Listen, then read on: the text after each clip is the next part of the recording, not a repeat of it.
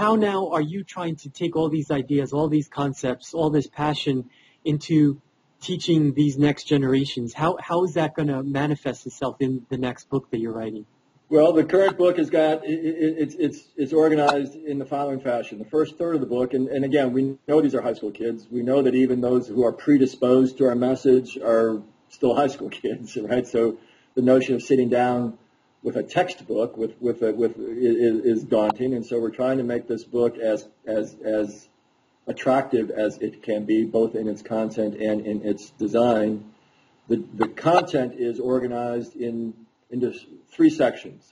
The first section is very much what we've been talking about up until now. The importance of kids, of students, of all of us, but because of the audience of this book, of 16, 17-year-old kids, intentionally embracing this importance. What we deliver to them is the message that says, if you're going to college to be an entrepreneur, to be an engineer, to be a designer, to be an apps developer, to be a business leader, marketing, if you're going to college to be an artist, then you need to be right now developing your creatively entrepreneurial qualities. There's this great spectrum of the jobs that make up an adventurous and an exciting life that have one thing in common, that the more creatively entrepreneurial you are, the more you have creative entrepreneurial skills in your toolkit, the more likely you will be successful at those positions. So the first third of the book is that common ground message of why it's important, and then here's some advice, some behaviors, some concepts that are simple, that are immediately available, that if you embrace them,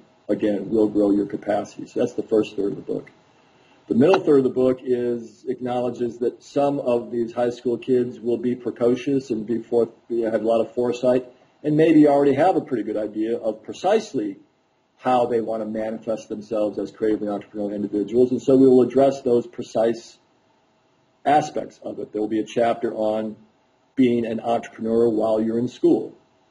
There'll be a chapter that will survey all of the creative industries. Economists have identified about a dozen industries that have unique natures to them that we can consider them to collectively the creative industries, the movie industry, the music industry, television, software development. And so in that middle section of the book, we will also profile the individual industries.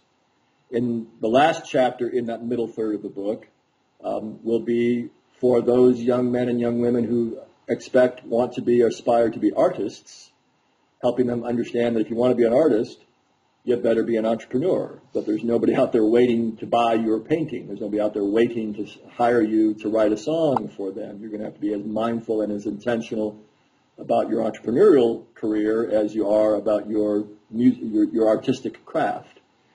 So again, that's the middle third. The first third is the common ground. The middle third are the individual slices of how you might be manifesting your creatively entrepreneurial interests.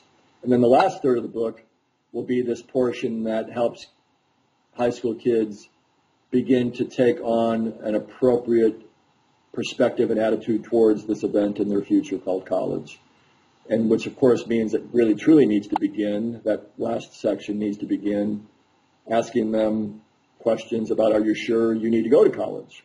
And asking that question a second time, and asking that question a third time, and anticipating that most of the kids with this book in their hands will be saying yes, but if we're asking the questions the right way, they'll understand better why they're going to college, and that's the start. I ask my Duke students all the time, when you were 16 years old, why did you even want to go to college? And 9 out of 10 say, I never even thought about it one way or the other. I just assumed I was supposed to go to college. Well, we should have that be an examined decision, not an automatic decision. That won't make us very popular with a lot of parents, I imagine. But we certainly, for the truth of this book, for the truth of this content, we certainly have to legitimately say to these kids, make sure you need to go to college. Maybe it should be a gap year. Okay, now assuming that most of you are going to go to college graduate from high school and 3 months later enter college, now let's help you prepare for that. Let's help you figure out what's the narrative of your life that is most effectively going to guide you through this college decision. That's going to help you understand what colleges you should be thinking about in the first place. That will help you understand how, when you go for your visits, how you should arrange that visit so you get the most out of it. And then most importantly of all, now that you're at a college for 4 years, again, how do you treat this as this great creatively entrepreneurial adventure so that you are coming out of school with this wonderful creative momentum behind you that can lead you to find the proper way for you. Additionally, with the book, Carlos, we're going to also have some web services, and the one that I'm most excited about, it's rather ambitious. It's going to be daunting and challenging for us. We're not quite sure how we're going to pull this off, but it is really worth pulling this off. And that is that there's a lot of magazines, there's a lot of websites that rank the entrepreneurship programs at various colleges and universities. Specifically, that those programs are in place to help startup entrepreneurs. But there's no organization, no website, no magazine that is reviewing colleges, trying to determine how to appropriately review and rank colleges for the sort of the totality of the creative offerings that they provide.